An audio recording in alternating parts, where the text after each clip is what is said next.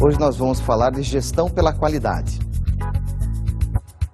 Qualidade que não é mais um diferencial competitivo para as empresas, mas sim uma necessidade competitiva.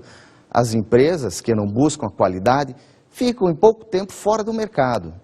Empresas do segmento alimentício, automotivo ou papeleiro possuem sistemas parecidos entre elas. Então, cada segmento de mercado funciona mais ou menos, podemos dizer assim, com os mesmos processos. Então, elas fazem benchmarking entre elas. Elas fazem pesquisas, elas fazem comparações. Se você visitar uma empresa automotiva de uma marca de veículo e for em outra, você vai notar que são basicamente os mesmos processos, as mesmas máquinas. Então, as empresas, elas buscam os sistemas de benchmarking para buscar essa qualidade que está no mercado. Cada empresa deve buscar o seu próprio modelo de gestão pela qualidade. Para que isso aconteça, nós precisamos estudar os conceitos, a história da qualidade, as ferramentas da qualidade.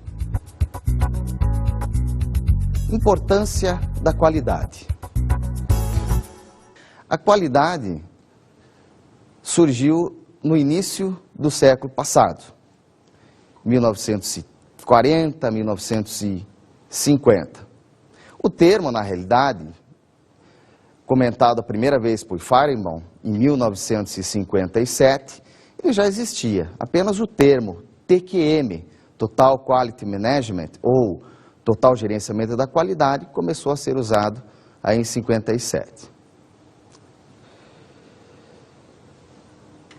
Outra pessoa muito importante na qualidade, não podemos deixar de comentar dele, é Deming. Deming nasceu em 1900, nos Estados Unidos, formou-se mestrado e doutorado na área de Química e Estatística e desenvolveu vários trabalhos nos Estados Unidos. Em 1942, 1943, trabalhou no esforço de guerra norte-americano, aplicando ferramentas estatísticas da qualidade em empresas de equipamento bélico norte-americanas. O controle estatístico da qualidade, então, ele foi desenvolvido nos Estados Unidos, foi aplicado na época da Segunda Guerra Mundial e logo após a guerra ele foi aplicado também no Japão, principalmente por Deming. Havia uma diferença entre o controle estatístico de qualidade aplicado nos Estados Unidos com o controle estatístico aplicado no Japão. Nos Estados Unidos, o controle estatístico ele ficou a nível de chão de fábrica. Ele não subiu para a gestão da organização, coisa que aconteceu no Japão. No Japão, o controle estatístico foi ensinado a partir dos empresários, a partir dos empreendedores. Joseph Moses Juran foi também um norte-americano, exemplo de Deming, que desenvolveu boa parte do seu trabalho no Japão. Ele citava de forma incisiva nas suas palestras, nos seus treinamentos, a questão da estratégia empresarial, a importância da estratégia empresarial na utilização da qualidade. Ele falava também que a qualidade é adequação ao uso. Adequação ao uso quer dizer fabricar um produto, desenvolver um produto que se adeque à utilização do cliente. O cliente vai precisar de um produto e a empresa que vai fabricar tem que fabricar aquele produto, aquele serviço, desenvolver aquele serviço que se adeque a ele.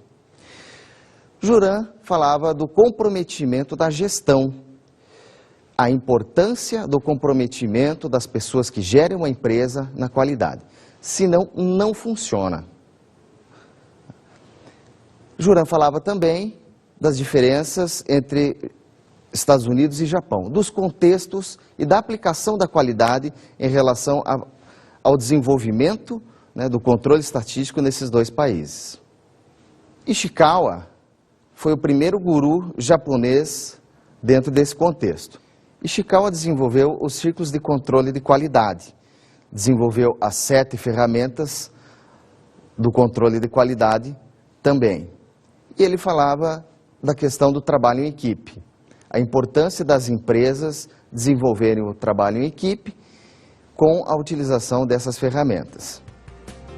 Kaoru comentava que 95% dos problemas da companhia podem ser resolvidos com essas ferramentas. Ele falava que isso era possível. E quais são então essas 7 ferramentas de Ishikawa?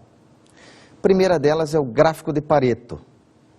A segunda é o diagrama de causa e efeito, ou espinha de peixe, ou ainda diagrama de Ishikawa, tem esses 3 nomes. A terceira são os histogramas. A quarta, folhas de verificação. A quinta ferramenta é o gráfico de dispersão.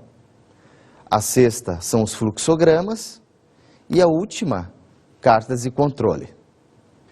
Genichi Taguchi. Taguchi ficou conhecido por desenvolver a ideia de que o produto que não tem qualidade, que tem um risco, que tem um defeito e tem um retrabalho dentro da empresa, isso é pago pela sociedade. Então, se a sua empresa faz um produto que tem retrabalho, esse retrabalho custa dinheiro e quem paga tudo é a sociedade. Então, produtos com melhor qualidade são produtos mais baratos para a sociedade ganha com a qualidade. Taguchi enfatizava também a questão dos engenheiros práticos. Ele achava assim que o engenheiro ele não deve ficar atrás de uma mesa. Ele tem que ficar onde? Ele tem que ficar no processo produtivo. Tem que estudar na mesa também, mas ele tem que ser muito ligado ao processo produtivo. Philip Crosby, um norte-americano, que desenvolveu métodos claros e de fácil seguimento. Crosby desenvolveu a ideia do zero defeito. Alguns achavam que a ideia do zero defeito exigia muito da empresa. Como é que você vai ter um objetivo que é o defeito zero? Mas é assim que ele desenvolveu as consultorias, os livros dele, os trabalhos acadêmicos dele. Ele enfatizava também a participação dos funcionários na empresa.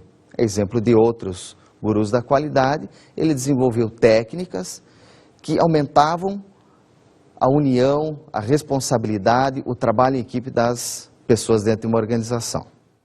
Conceitos de qualidade. Há vários conceitos de qualidade. Tem o conceito em relação à excelência, em relação ao valor. Eu selecionei 5 para vocês que eu adaptei do livro do Maximiliano. Excelência diz o seguinte: qualidade significa o melhor que se pode fazer, o padrão mais elevado de desempenho. Temos essa conotação quando vamos a um supermercado, por exemplo, e vemos produtos e conseguimos definir, em relação à excelência, a diferença de um produto para outro. Podemos definir também em relação ao valor. Qualidade significa mais atributos do produto ou serviço, ou seja, usar materiais e serviços raros ou que custam mais caro. Também a qualidade pode ser definida através das especificações. Qualidade significa funcionamento do produto ou serviço de acordo com as especificações. Um produto, quando é projetado, ele é desenvolvido para uma determinada utilidade. Para que ele faça essa utilidade, ele tem que percorrer uma série de pontos, medidas, cores, peso e outros requisitos. Então, quando o produto possui essas características e cumpre essas características, ele vai atender o que o cliente necessita. Outra definição de qualidade é em relação à regularidade ou padronização, onde qualidade significa a baixa variabilidade entre produtos ou serviços produzidos. Por exemplo, quando se fabrica o motor de um veículo, a baixa variabilidade vai dizer o quê? Que os motores, independente se se fabrique 100, 500 ou 1000, todos eles vão funcionar da mesma forma. Seria horrível você ir numa concessionária e comprar um carro novo e não funcionar. Isso não acontece hoje em dia. Então, os produtos eles devem ser padronizados. Todos saíram iguais, de uma linha de produção. Outra definição é adequação ao uso. Qualidade significa atingir as expectativas do cliente e ausência de deficiências. Se você faz, por exemplo, uma cadeira, essa cadeira, ela obrigatoriamente vai ter que atingir a expectativa do cliente. Não adianta se fazer uma cadeira, projetar uma cadeira que ninguém vai usar. Você coloca para vender a cadeira e ninguém vai usar. Aí não adianta, não atingiu a expectativa do cliente. A história da evolução da qualidade. A qualidade, ela possui uma evolução, divididas em 3 eras. A primeira era é a era da inspeção. O que dizia essa era da inspeção? Produtos e serviços são verificados um a um. O cliente participa da inspeção. E a inspeção encontra defeito, mas não produz qualidade. Então essa primeira era da inspeção surgiu há muito tempo atrás. A segunda era é a era do controle estatístico. Essa já mais recente, já no início do século passado, em 1920, 1927, aí quando começou a surgir. O que falava essa era? Produtos e serviços são verificados com base em amostras. O departamento especializado faz controle de qualidade. Então já começa a existir esse departamento de controle de qualidade. E há uma ênfase forte na localização de defeitos. Então você consegue encontrar aonde estão os defeitos. Então, vou mostrar para vocês um exemplo bem rápido do que seria o controle estatístico de processo. Vamos dizer que nós fabricamos uma caneta igual a essa aqui. Ela possui por volta de 10 milímetros de diâmetro. Só que a gente fabrica 100 canetas por dia. Então, a cada hora, nós vamos tirar uma amostra, para não precisar inspecionar todas essas 100 canetas. Então, vamos dizer, em 8 horas de turno, fabricamos 100 canetas, a cada hora nós vamos lá e retiramos 5 canetas. E tiramos essa medida aqui, esse diâmetro. Esse diâmetro aqui nós medimos, todos eles, anotamos e tiramos uma média. Então essa média a gente traz e vai colocar num gráfico que eu vou mostrar para vocês aqui. Nesse desenho aqui, esse LC, aqui em cima quer dizer limite superior de controle. Esse aqui é o limite inferior de controle e aqui a média. Então a nossa média, eu falei para vocês que era 10 milímetros. Nós vamos fazer aqui um risco da primeira medida. A primeira medida que nós tiramos no dia, nós vamos colocar em cima dessa linha vermelha. Então, se essa média das canetas que nós tiramos deu 9,5, vamos dizer que ficou aqui, ó. Se a média é 10, 9,5 vamos colocar aqui. O limite inferior de controle 9 e o limite superior de controle 11. A segunda medida, vamos colocar 10,2 mais ou menos, vai cair em cima dessa média aqui. A terceira medida do dia, pegamos as canetas, tiramos a média, deu em torno de 9,8, vamos colocar aqui, e assim por diante. A cada média, nós colocamos um ponto nesse gráfico aqui. E vamos desenhando depois, vamos ligar essas bolinhas aqui que eu fiz. Olha. O que acontece se uma bolinha cair fora desses limites? Quer dizer que o teu processo está fora de controle. Esse ponto 5 e esse ponto 6 estão fora do controle. O que isso quer dizer? Você tem que tomar uma ação. Se o teu sistema ele está dentro dos limites de controle, você só tem que controlar. Se ele cair fora, você tem que tomar uma ação. Fazer alguma coisa, mudar o processo, mudar a ferramenta, mudar alguma coisa para que os limites, as medidas caiam dentro dos limites de controle. A terceira e última era é a era da qualidade total. Na era da qualidade total, a empresa que investe em qualidade diminui os custos. Por quê? Por que a empresa diminui os custos? Porque ela vai diminuir o seu retrabalho, vai melhorar o treinamento com os seus funcionários, vai ter uma proximidade maior com seus clientes. Então, o que fala essa era? Ela fala assim, produtos e serviços são verificados com base nos interesses do consumidor. Há esse foco, você fica olhando o tempo inteiro para o consumidor. Toda empresa é responsável pela qualidade. não só os gerentes, não só o pessoal de fábrica, não só o departamento de qualidade, mas todos os componentes de uma empresa são responsáveis pela qualidade. E há uma ênfase na prevenção de defeitos. Você não espera acontecer o defeito para depois arrumá-lo, né? Você vai antecipar. Antes de acontecer o defeito, eu vou atuar dentro do meu processo. PDCA. PDCA foi originalmente desenvolvido por Stewart em 1927, 1930, mas Deming que divulgou para o mundo. Por isso que muitos chamam o ciclo PDCA de ciclo Deming. Agora eu vou mostrar uma figura para vocês que vai exemplificar o que é o PDCA. O PDCA é formado como um círculo e possui os cortes como uma pizza. Ele funciona no sentido horário. A primeira etapa é o planejamento, é o P. A segunda é o D, de do, de fazer. O terceiro é o C, de check. E a última é o A, de action. Então, o PDCA ele funciona nesse sentido horário. Dentro do planejamento, consiste em definir as metas e definir os métodos que permitirão atingir essas metas. O do é educar e treinar, executar as tarefas. O check, verificar os resultados da tarefa executada. E o A de action, ou agir ou atuar corretivamente.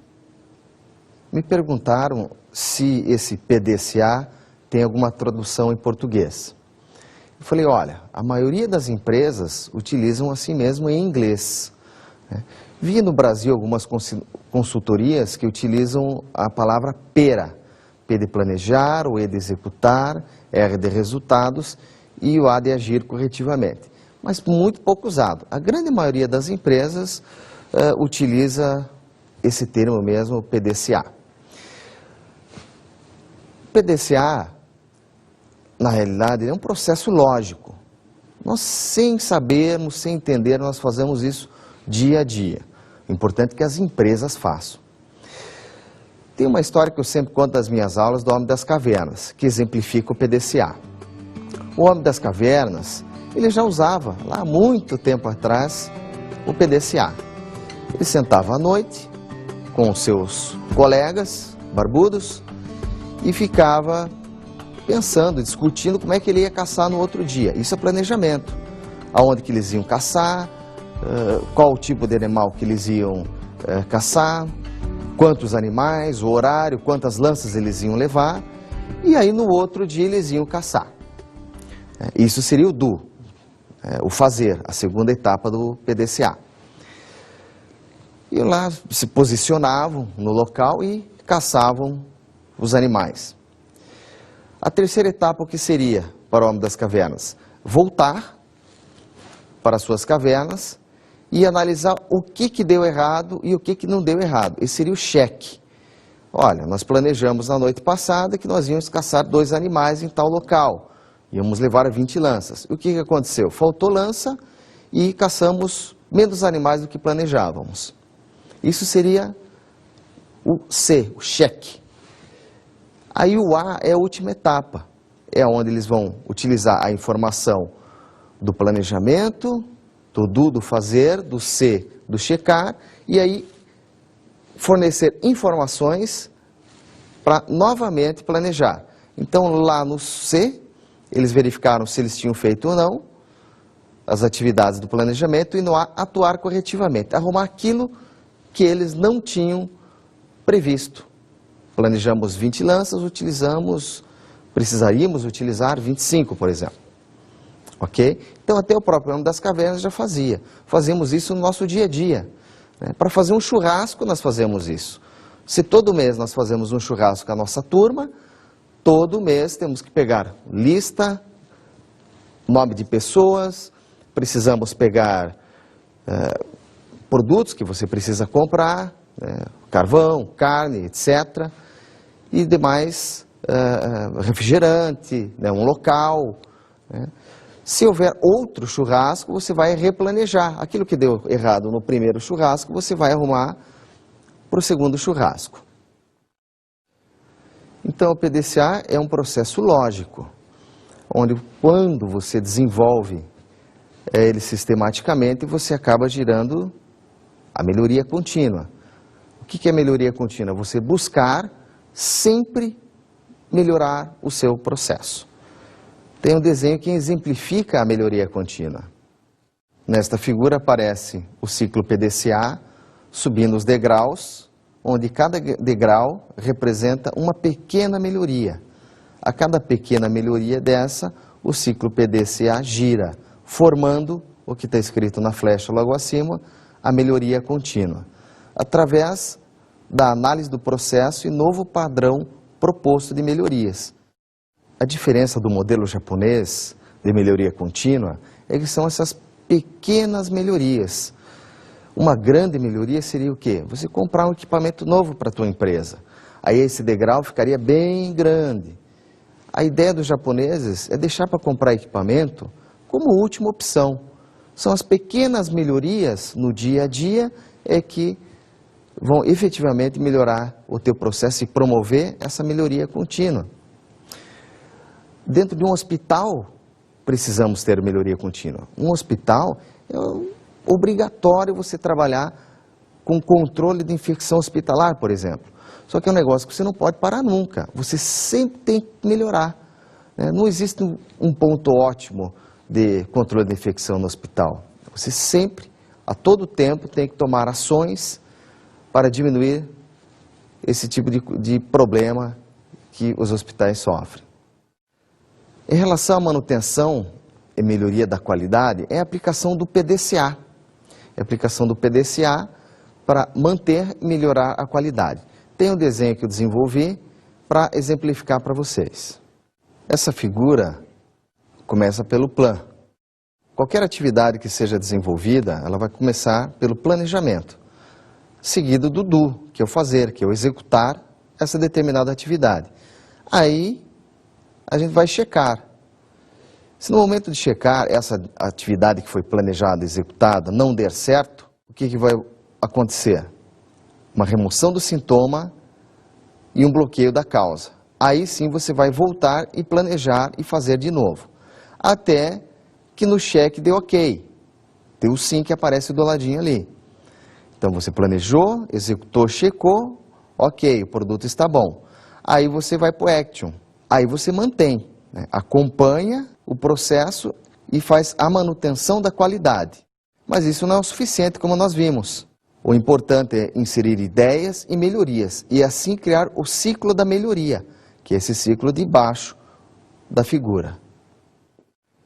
Então essa figura resume o fluxo de manutenção e melhoria. Não basta manter a qualidade, temos que melhorar a qualidade. Em relação a esse termo melhorar, surgiu, através do Masaaki Imai, o Kaizen. Kaizen é a palavra... Kaizen pode ser resumido através de uma frase. Hoje melhor do que ontem, amanhã melhor do que hoje. O Kaizen ele surgiu há muito tempo atrás, a partir de 1950, 60, dentro do sistema Toyota de produção, o STP. O sistema Toyota de produção ele buscou e desenvolveu diversas ferramentas de melhoria dentro do seu processo produtivo. O sistema Toyota de produção enfatiza o conhecimento, né? Tem uma história que resume essa história do Kaizen e do conhecimento. Ela se chama O Tesouro de Bressa. O Tesouro de Bressa conta a história de um alfaiate que encontrou um livro. E disseram para ele que quem lesse aquele livro ia ganhar um tesouro. Ele começou a ler o livro. Mas para saber ler o livro, para conseguir ler o livro, precisava entender de línguas. Ele é escrito com várias línguas diferentes. E aí ele foi aprendendo línguas, e daí teve que aprender matemática. Teve uma parte do livro que era cálculos, matemática, e assim por diante. E ele começou a notar que a vida pessoal dele, que a vida fora, né, na sociedade dele estava melhorando, ela estava melhorando. Por quê? Porque ele estava adquirindo mais conhecimento. Então houve um crescimento pessoal desse alfaiate. A história se conclui de que no final do livro, ao terminar de ler o livro, não tinha tesouro nenhum. O tesouro estava dentro dele. O tesouro é o conhecimento, é o crescimento de cada pessoa. E essa é a história do Kaizen. Nas empresas, o Kaizen também é desenvolvido através de programa de sugestões. No livro do Masaki Imai, ele sugere lá exemplos de como se deve implementar o Kaizen nas organizações através do programa de sugestões.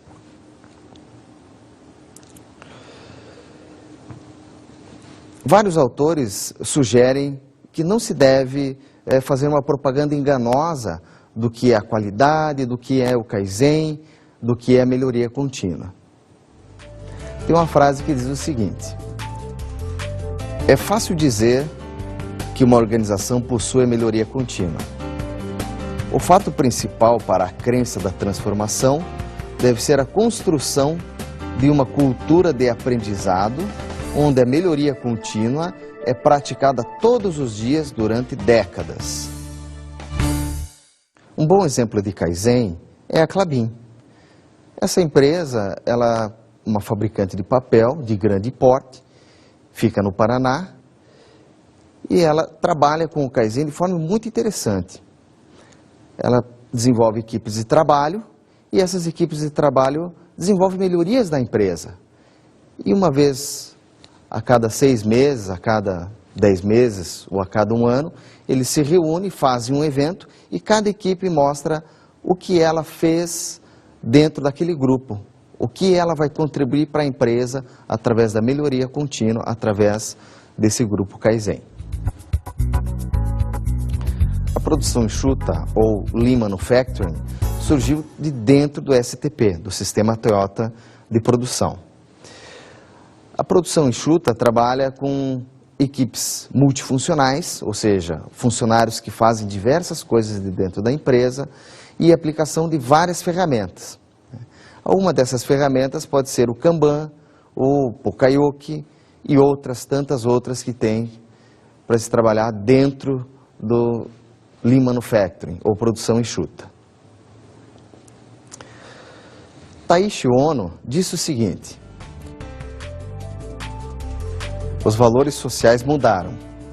Agora não podemos vender nossos produtos a não ser que nos coloquemos dentro dos corações de nossos consumidores, cada um dos quais tem conceitos e gostos diferentes. Hoje, o mundo industrial foi forçado a dominar de verdade o sistema de produção múltiplo em pequenas quantidades. Taiichi Ohno, quem falou essa frase, foi um dos precursores do sistema Toyota de produção. Ele também desenvolveu os 7 desperdícios da produção em massa. O primeiro desperdício é a produção em excesso, ou seja, se fabricar mais do que é necessário. Outro desperdício é a espera. O produto ficar esperando para passar de uma etapa para outra. O outro desperdício é o transporte. Se transportar um produto, um equipamento de um lugar para outro sem que haja necessidade. O processamento pode ser também um desperdício, segundo Ohno. Quando se processa demais um produto, mais do que a necessidade, também há o desperdício. Excesso de estoque. Quando se produz mais do que precisa, se enche muito estoque, e isso também é um desperdício. Também há o desperdício do excesso de movimentação e há também a correção, o retrabalho. Quando se faz um produto ou serviço e tem que arrumá-lo, tem que corrigi-lo, há então um custo. E esse custo é o retrabalho, há um desperdício aí. Trabalhei uma vez numa empresa que desenvolvia um tanque. É um tanque chamado tanque de expansão. Era um tanque mais ou menos desse tamanho. É aquele que, se você abrir o capô do seu carro, você vai ver ele com água dentro, que ele vai para o radiador e volta para o tanque. No processo de fabricação desse tanque, há uma solda. Então você injeta um pedaço do tanque, o outro pedaço, junta eles e faz uma solda. Como é um equipamento de segurança do veículo, você tem que testar 100%. Uma máquina faz um teste 100% para ver se aquele tanque aguenta uma determinada pressão. A máquina testa aquela pressão e quando ele vaza a pressão de dentro desse tanque, vem um punção e estraga, caso ele não aguente a pressão desejada. Esse processo de vir uma ponta, um objeto e estragar o tanque é o que se chama do Poka-yoke. É o sistema à base, à prova de erros. Né? Um sistema, um mecanismo que não deixe a empresa, a pessoa errar. Isso que quer dizer Poka-yoke. Que também é um exemplo de um elemento, de uma ferramenta que surgiu dentro do sistema Toyota de produção. Womack e Jones são dois autores muito famosos relacionados à produção enxuta. Eles disseram o seguinte: a produção enxuta representa uma ferramenta que utiliza menos recursos para criar a mesma produção que um sistema de produção em massa tradicional, enquanto aumenta a gama de bens acabados para o cliente final. Também pode ser chamado de fabricação ágil, just-in-time ou JIT, fabricação sincronizada ou fabricação de classe mundial. Então, o processo de fabricação de classe mundial ou Lean Manufacturing são processos muito utilizados em empresas que exigem flexibilidade. O mercado solicita um produto. Quando a empresa produz esse produto olhando para o mercado, é a produção puxada. Os custos da qualidade e da não qualidade. Quando se fabrica um determinado produto, pode ser uma resistência, por exemplo, uma pequena resistência, um equipamento eletrônico, e você detecta o defeito no momento que você fabricou, aquele produto vai custar em torno de 20 centavos. Quando você desenvolve um produto, fabrica um produto com uma resistência e não pegou no momento da fabricação, você olhou para aquele produto e você passou para a etapa seguinte, que é a montagem no computador. O retrabalho, ao arrumar essa placa, vai custar em torno de R$10. Agora, quando você muda esse computador para o mercado, pode custar até R$5.000. Então, a qualidade tem um custo. É caro manter, é caro ter qualidade.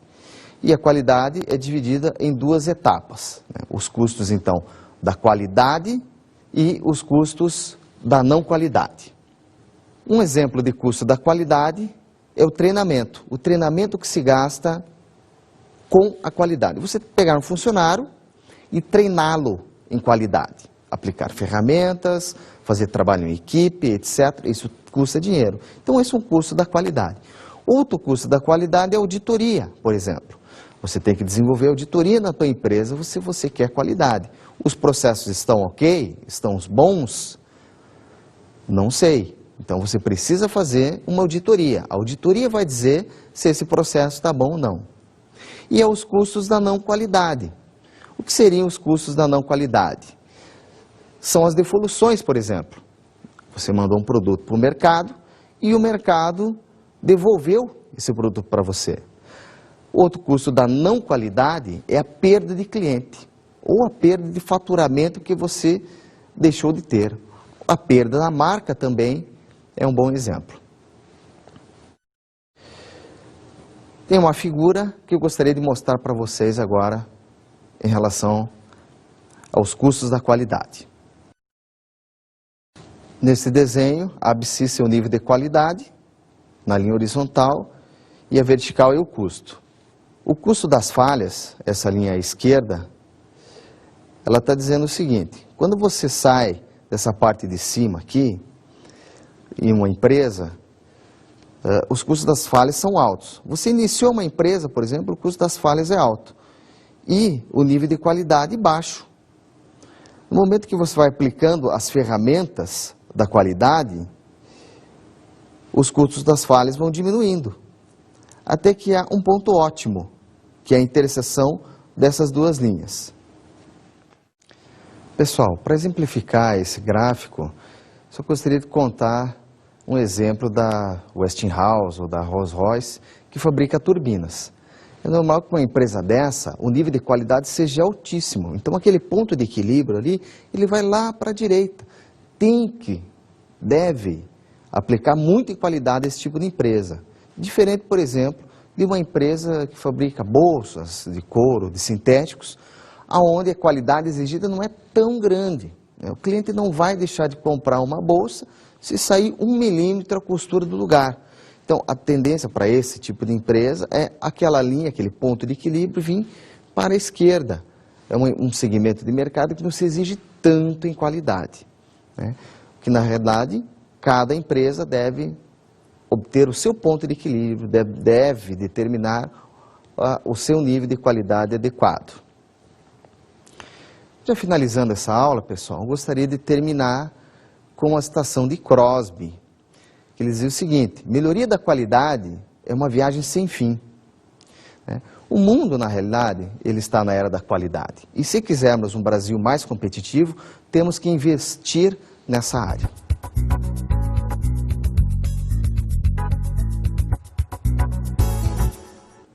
Deixo como dica para a aula de hoje o site da Fundação Nacional da Qualidade. Ali vocês vão encontrar algumas características, algumas formas de avaliação do Prêmio Nacional da Qualidade. Deixo também a revista Banas Qualidade, que é uma revista especializada em qualidade. São artigos muito bons que vocês vão encontrar nessa revista. O Instituto Kaizen, onde vocês vão aprender um pouco mais sobre Kaizen, e o Instituto Lean, que é o Instituto Lean Manufacturing, é um site todo em português, vocês vão encontrar bastante informação lá. O livro do Deming, As Chaves para a Excelência, e um outro livro, o livro da Máquina que Mudou o Mundo, de Womack Jones. Foi um best-seller aí, desde que foi lançado esse livro aí. É um livro muito interessante.